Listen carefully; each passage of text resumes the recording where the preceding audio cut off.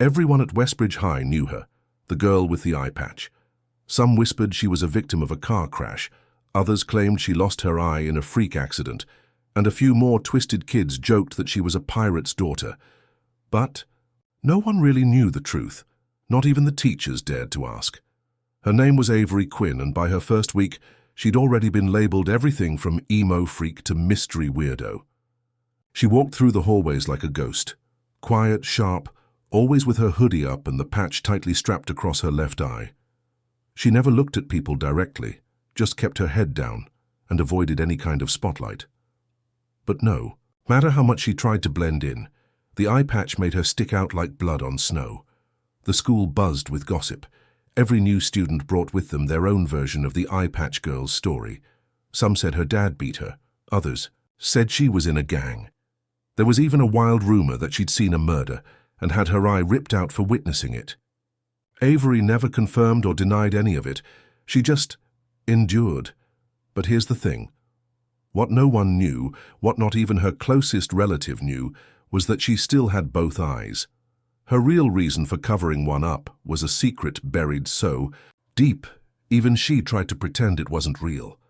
That Monday morning, as she sat alone by the window in homeroom, she felt that familiar burn behind her left eye, the one that always came before something bad. She pressed her fingers against the patch gently, like she was trying to hold something back. "Avery Quinn," the teacher called. She looked up, startled. Her voice was a little shaky. "Yeah? We have a new seating chart. You'll be sitting next to Trevor Marks now.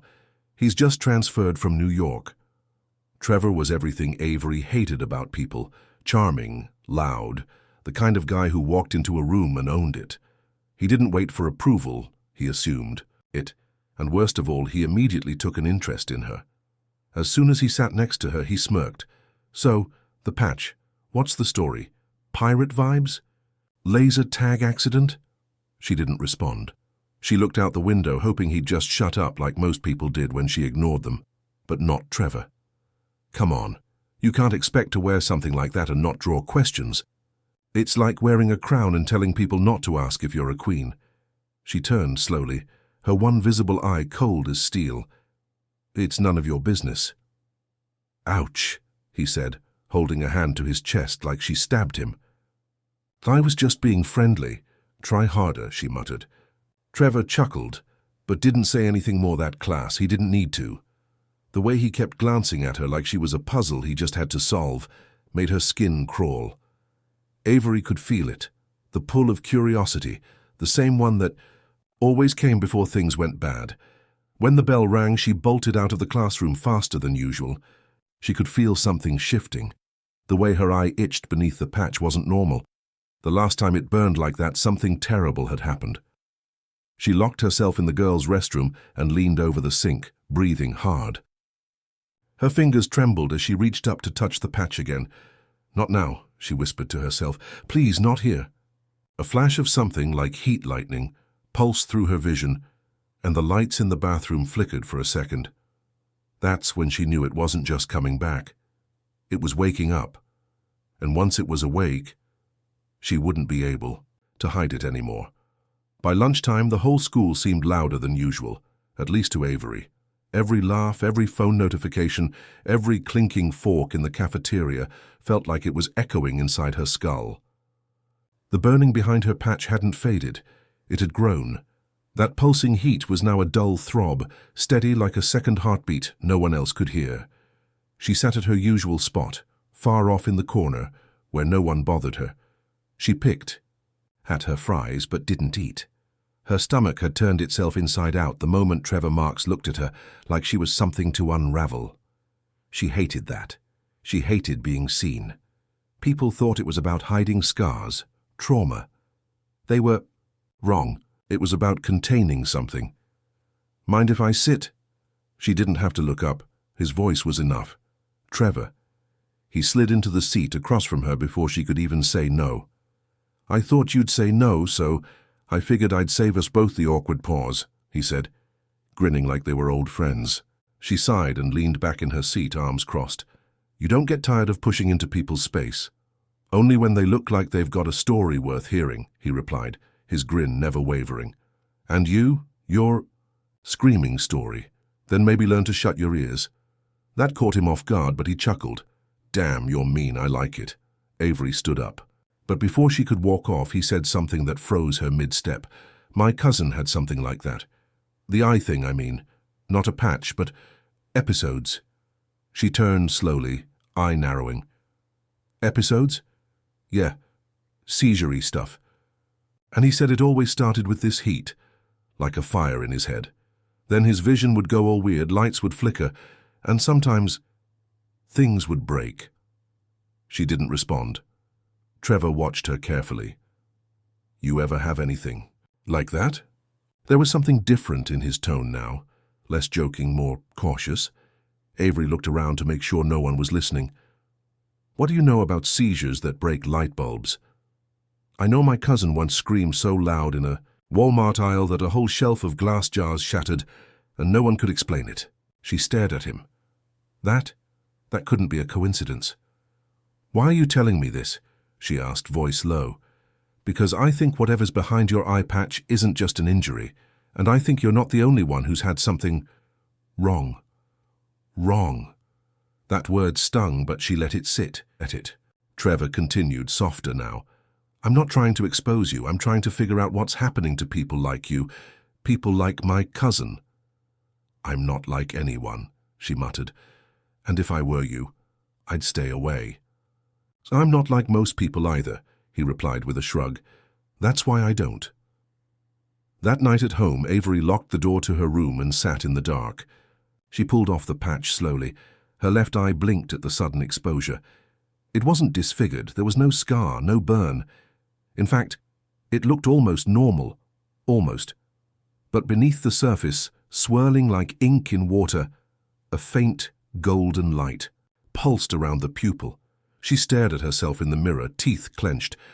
I told you not to come back. The eye didn't respond, but the mirror did. The reflection behind her twisted. She whipped around. No one there. When she looked back, the mirror was normal again. Her breathing quickened. This was how it started the last time, 2 years ago, when her mother was still alive. A memory surfaced. The night her mom locked her in the basement with tears in her eyes and said, if it starts again, you don't open the door for anyone. Not even me. And Avery didn't. Not until the screaming stopped. Not until the walls stopped shaking. Not until she smelled the smoke. And by then it was too late. The next morning her eye burned hotter than ever. She didn't want to go to school, but she had to. If she skipped, they might send someone. A counselor, a welfare check. She couldn't risk anyone coming to the house. At her locker she felt it. The buzzing in her skull, the flicker in the hallway lights. Her vision dimmed at the edges. She tried to steady her breathing. Trevor appeared again, right on cue. You okay? She didn't answer. You look like you're about to pass out. I said stay away, she hissed, but her voice was strained. Then, without warning, crash. A loud shatter echoed through the hall. Everyone turned toward the sound. A vending machine's glass had exploded, snacks and drinks spilling onto the tile like guts from a metal corpse. Silence, then whispers. That's the second time this week, someone muttered. Yeah, didn't a mirror explode in the gym? On Monday. Avery backed away slowly, heart pounding. Trevor didn't look scared. He looked curious, and that terrified her more than anything. She didn't wait for the bell. Avery slipped out of the hallway the moment the crowd swarmed around the shattered vending machine. She didn't care if skipping class meant detention. None of that mattered anymore, not when her eye felt like it was about to burn a hole through her skull. She rushed to the abandoned stairwell at the back of the school, the one no one used since the newer wing opened. It always smelled like mold and forgotten memories. She sat on the cold steps, clutching her knees, breathing hard. Stay calm, she whispered to herself. You've kept it quiet for 2 years, don't lose it now. But the more she tried to control it, the more it pushed back, like trying to hold back a tidal wave with a sandcastle. From deep within her skull a voice flickered, a memory not her own. Power must be earned, child, not feared. Stop hiding from it. She gritted her teeth. You don't get to talk to me. But it wasn't a voice, not really. It was an echo, a residue of something older, deeper, living inside her eye like a dormant storm. She pulled out her phone and opened her notes app. It was a habit she picked up since everything started. She had a secret file titled Triggers, a list of things that made the energy stronger. Bright lights, strong emotions, loud sounds, eye contact, touch. That last one made her shiver, touch. She hadn't let anyone touch her since her mother. And Trevor. God, Trevor. Why now? Why him? Why was he poking around like he knew something? She opened another file titled What I Remember. It wasn't long. The fire mom screaming, "Don't look at me." The mirror cracking before I even moved. The way the shadows bent when I got mad. The thing I saw inside my eye once, like a shape, watching me. The last line was the most recent. It blinked. Avery closed the app. Her hands were still shaking. She wanted to cry, but she couldn't. Not anymore. Tears used to come easy when her mom was still alive, when she was still a scared kid. But now she didn't feel like a kid. She felt like a bomb. And someone, Trevor, was tapping on the trigger. He found her an hour later. "I figured you'd be down here," he said, his voice echoing down the stairwell. She didn't look up. "Do you just follow people around, or am I special?" "Special," he said, no hesitation. "Definitely." She let out a bitter laugh. "If you knew what was really going on with me, you wouldn't be within 10 miles of this staircase." He stepped closer. She stiffened. "You think I scare easy?" he asked. "I think if I took this eye patch off right now, everything around us might change." Trevor's face didn't show fear. If anything, it showed hunger. The kind that made her even more nervous. "Then maybe you should," he said. That stopped her cold. She stared at him, jaw tight. "You're not normal." He shrugged. "Never claimed to be. Most people get weirded out just hearing me speak. You're over here acting like I'm some kind of superhero." He stepped onto the stair below her, lowering his voice. "You're not a superhero, you're a survivor. There's a difference." "How would you know anything about that?" Trevor's grin faded. His eyes darkened.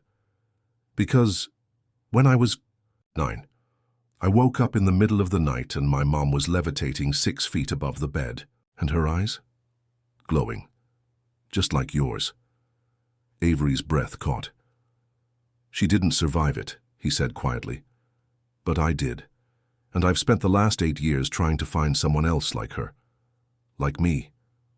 Like you." She looked away, tears threatening to surface. "You're lying." "I wish I was." A long silence settled between them. Then, without asking, Trevor reached into his pocket and pulled out something. An old photograph, faded and torn.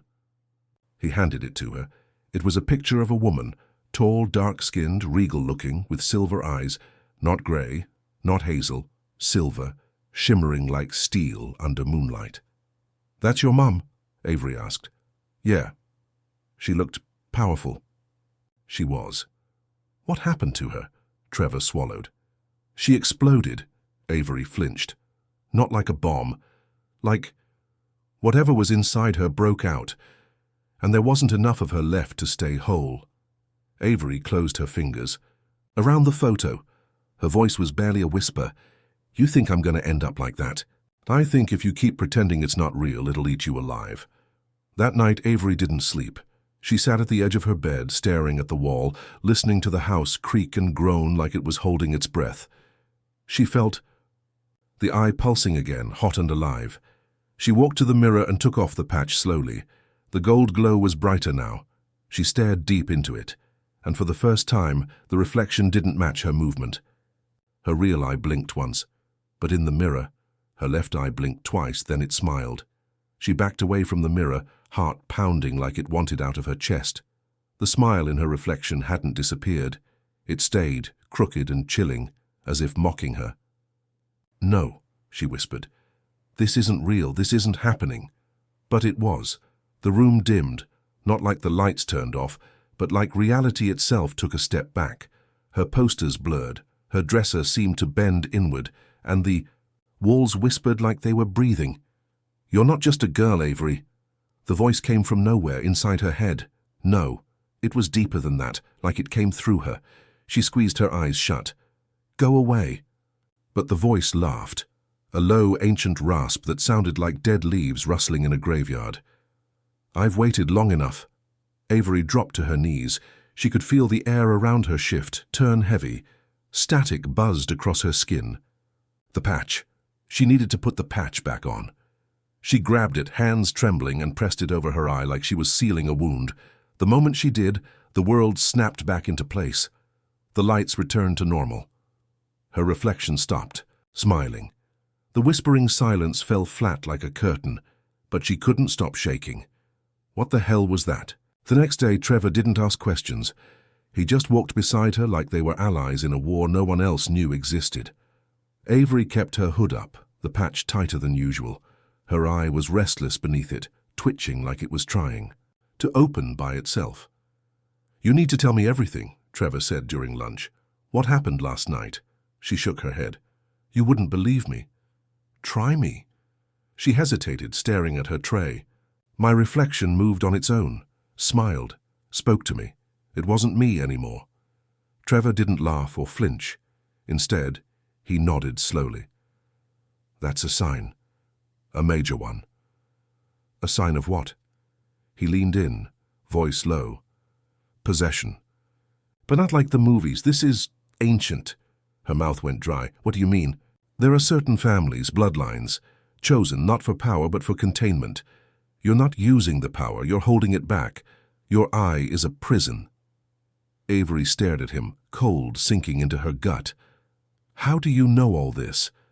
"Because I've seen it before. That's why I came to this school. I followed stories, incidents. People like you leave a trail.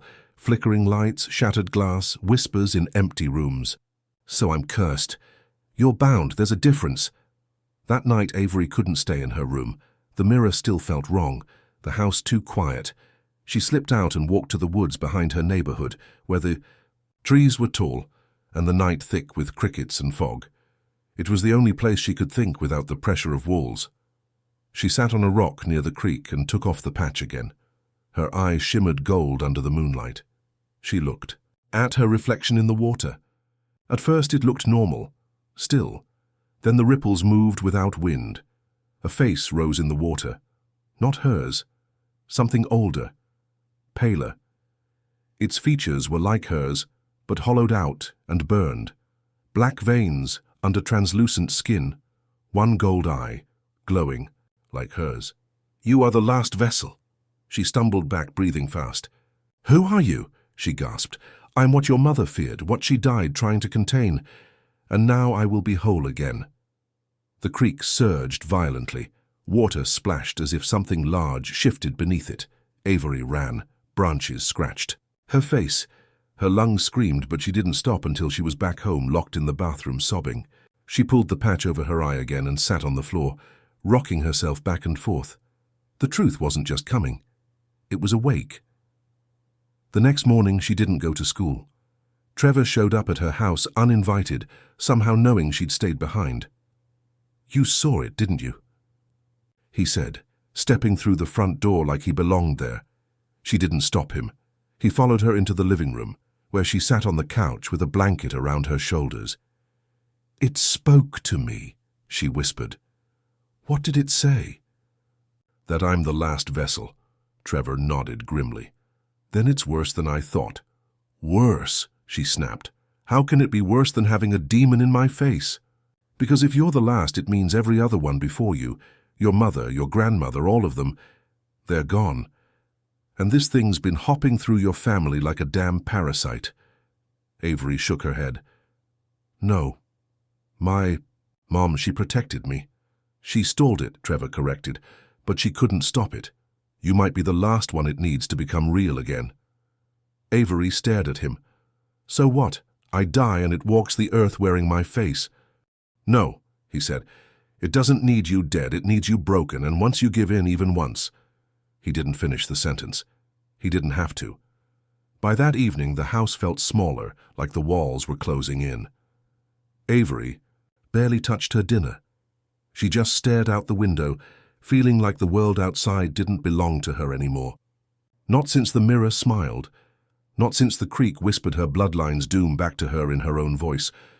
Trevor had stayed most of the day. He paced the house like he was memorizing it, like a soldier studying a battlefield. He didn't talk much now, not after she told him what the water thing said. The last vessel. He'd heard those words before, and they scared him more than he let on. As the sun dipped below the horizon, Avery finally broke the silence. "You know, more than you're telling me." Trevor didn't deny it. "I've read about your family," he admitted. "Quinn isn't just a surname, it's a lineage, traced back over 3 centuries. Every generation, someone's born with the eye, the golden one, not always a woman, but always a child, and always ending in fire." Avery felt her stomach twist.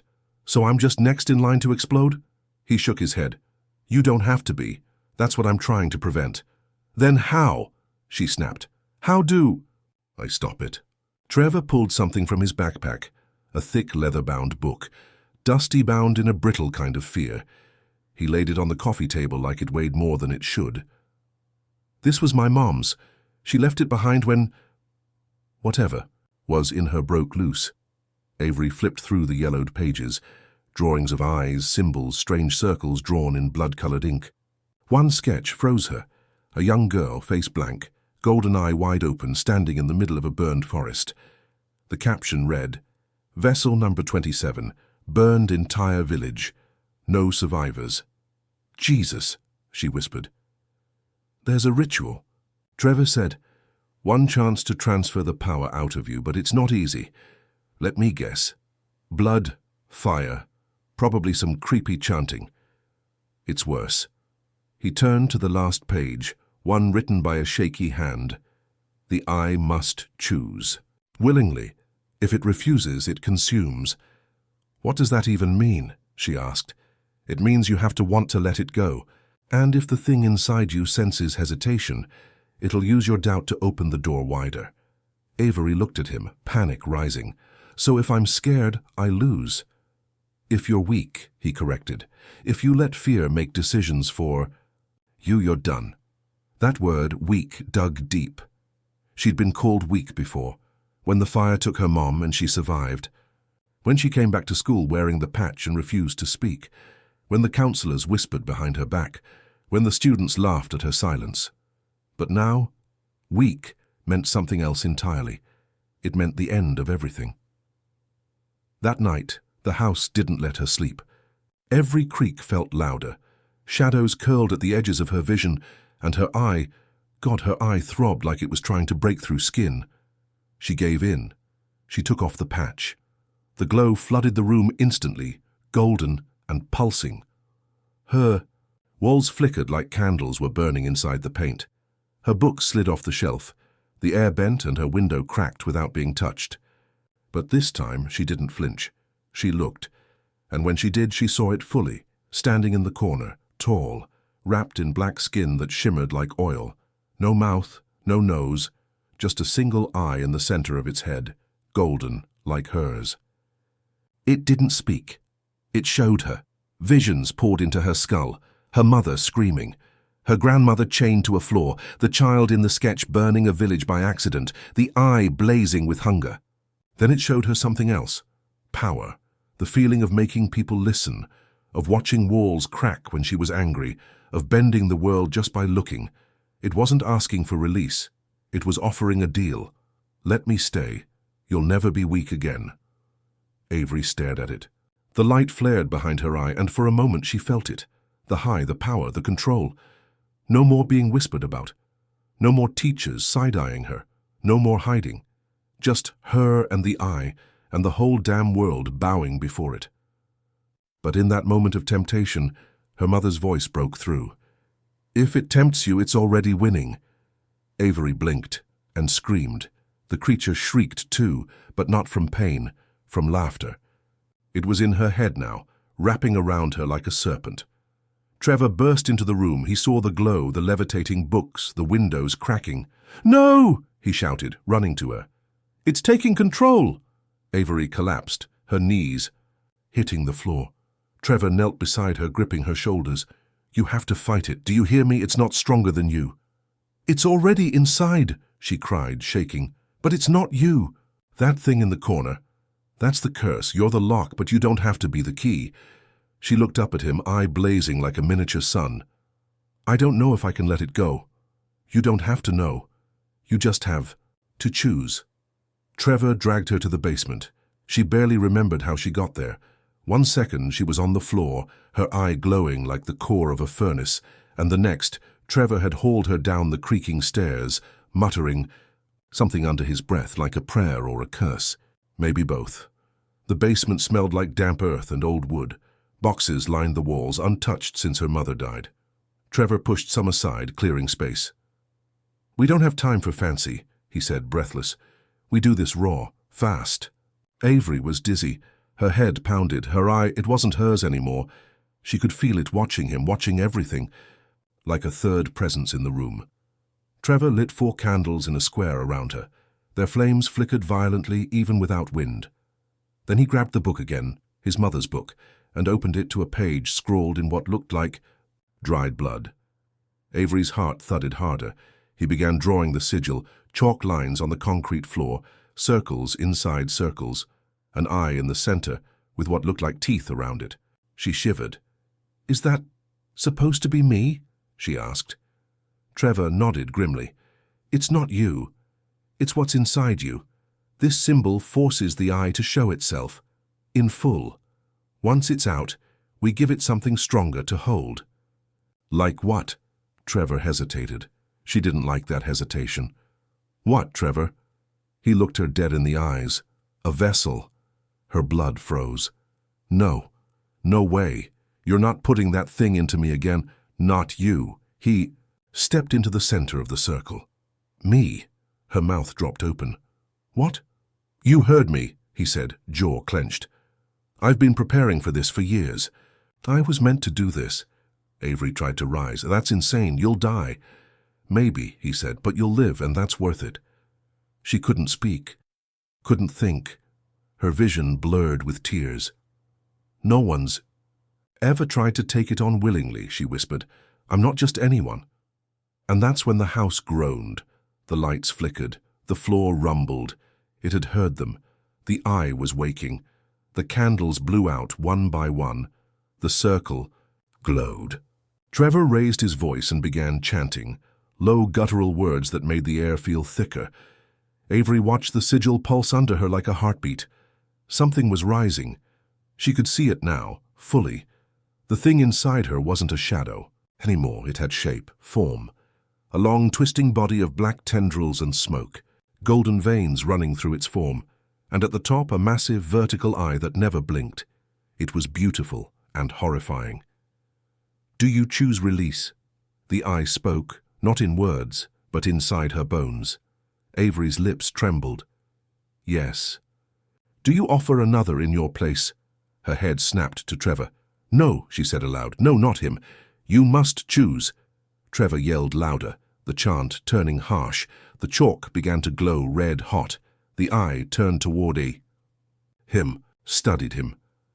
This body is willing. Trevor, stop! Avery screamed, but it was too late. The eye shot forward, ripped from her skull like a string yanked from her soul. The pain knocked her backward, flat against the cold concrete. She screamed, clutching her head, and then silence. The glow was gone. The pressure, the heat, the constant presence. Gone. She opened her eyes. The patch had fallen off, and her left eye was just an eye, normal, human. She gasped, cried, sobbed with relief. Then she looked at Trevor. He was standing still, arms outstretched, chest rising and falling like he'd just run a mile. He lowered his hands slowly. Avery? He asked, voice strained. She stepped forward, heart in her throat. Are you okay? She asked. He looked up, and she saw it, the eye, dead center of his forehead, gold, wide, unblinking, just like hers had been. He collapsed. She caught him before he hit the ground. He was burning hot, skin fevered, breath shallow.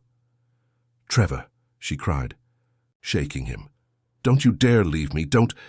But he was smiling and not like himself. That smile, it was familiar, A voice rasped from his lips. "This vessel, chum, is strong." Her blood went cold. "No," she whispered. "You said you could contain it." Trevor opened his eyes. Both of them. The gold one blinked, and the other two were crying. "I thought I could," he said weakly, "but it's not done." The eye was still inside, only now it had more room. Trevor didn't speak for 2 days. He lay in her bed, drenched in sweat, the eye glowing faintly in his forehead like a dying star refusing to burn out. Avery brought him water, food, none of which he touched. He'd mumble in his sleep, words in no language she understood, at Aipao. Night the house would shift, creaks, whispers, lights that clicked on and off by themselves. She wanted to believe it was just stress, but deep down she knew the truth.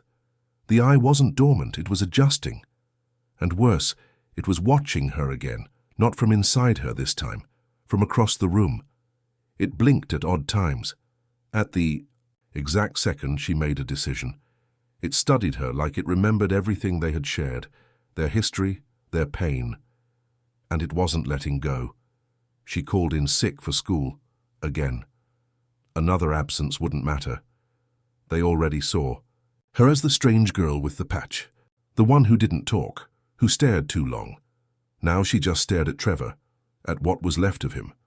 When he finally spoke again, it was in a whisper. "I can feel it in my bones," he croaked. "It's inside the marrow, the blood." Avery leaned in. "Can you fight it?" He closed his eyes. "It's not trying to fight me, it's learning me. Every thought I have, it's echoing them, repeating, copying, like it's building something." Avery felt sick. "Building what?" Trevor looked at her slowly. "Me. But better." That night, the nightmares came back. Avery saw the village again, the one from the drawings, a child with the golden eye walking through, fire laughing, people turning to ash in slow motion. She saw her mother screaming again, "Don't look at me!" then bursting into light. And then she saw Trevor, but not as he was. He was taller, paler, face twisted like stretched wax, veins, blackened. And the eye in his head? It had grown. Now it took up half his face, pulsing like a tumor with a heartbeat. He reached for her. She woke up screaming. She found him standing in the hallway, Trevor, awake, staring at the mirror. "You okay?" she whispered. He didn't turn around. He just said, "I saw your mother in a dream." Her throat tightened. "What?" "She tried to warn me, said I shouldn't have taken it, that some vessels weren't meant to last. That the idea, it wants to be broken." Avery moved closer. "Trevor, look at me." He did, but only with his real eyes. The golden one blinked out of sync, like it was watching something else entirely. "I'm losing time," he said, voice shaking. "I keep blacking out, waking up in different rooms, and yesterday—" He hesitated. "What?" "I was holding a knife. My hands were bloody." Avery felt her knees go weak. "Please tell me it wasn't yours," she whispered. "It was chicken blood," he said, "and fridge, but I didn't kill the bird." He stared at his hands. "It did. They made a plan that night. They had to finish what they started." Avery dragged the book back out, found the final chapter, the one her brain had skimmed over out of fear. It wasn't about transfer. It was about destruction. It required 3 things: the original vessel, the new host, a willing sacrifice. "I'll do it," Avery said. "I'll be the sacrifice." Trevor snapped his head up. "No, there's no other way." "I didn't take this from you just to let you die." She stared at him. "I didn't ask you to take it." That silenced him. She softened. "You tried to save me, Trevor, and you did, but now it's my turn." He looked at her like he didn't know what to say, like he was watching someone he loved walk toward the edge of a cliff.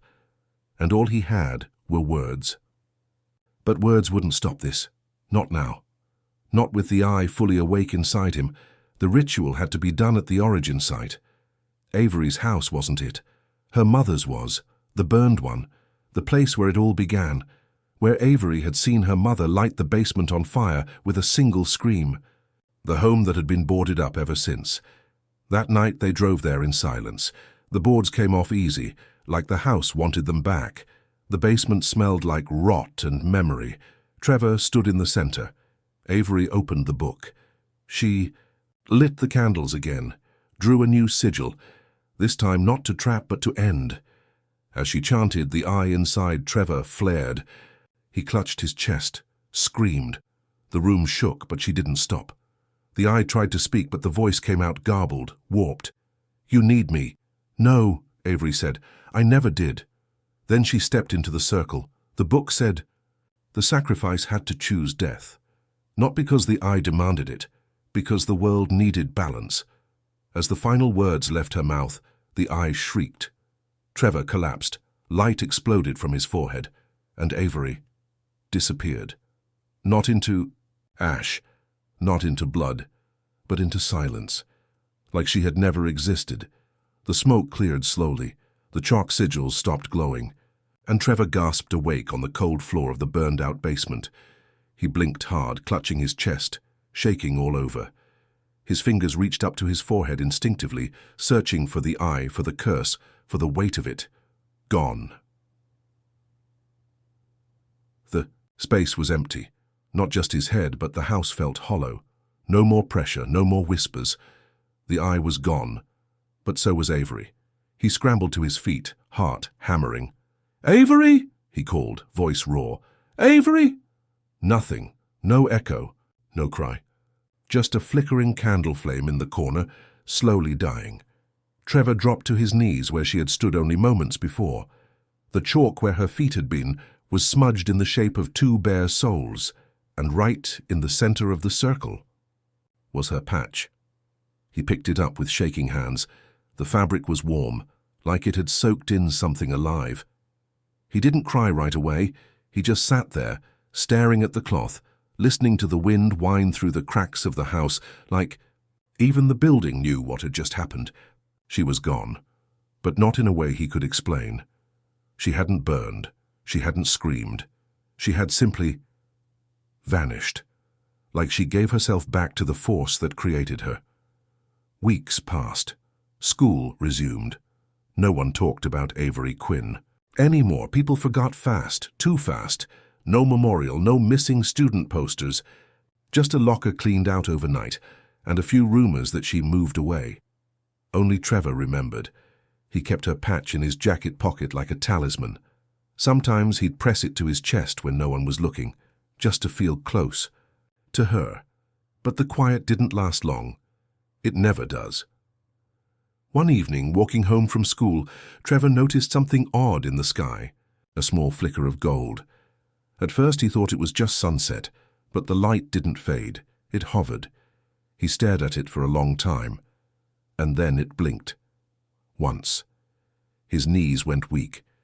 He ran home, heart punching against his ribs. He tore open the book, flipped to the final pages.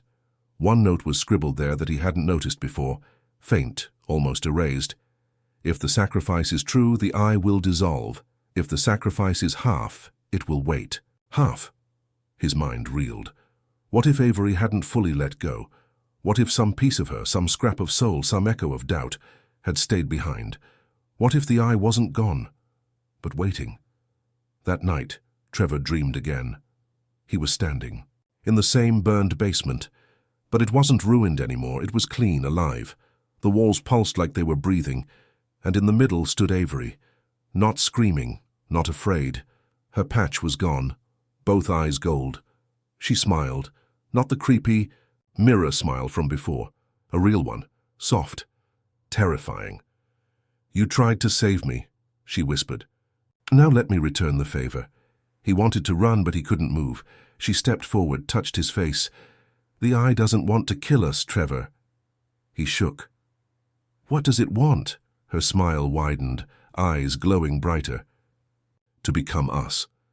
And in that moment he understood. It had never been about control. It had always been about merging. The eye wasn't a curse. It was evolution, a seed. And Avery, she had simply bloomed. Trevor woke up screaming. His forehead burned again. He rushed to the mirror. Still no eye.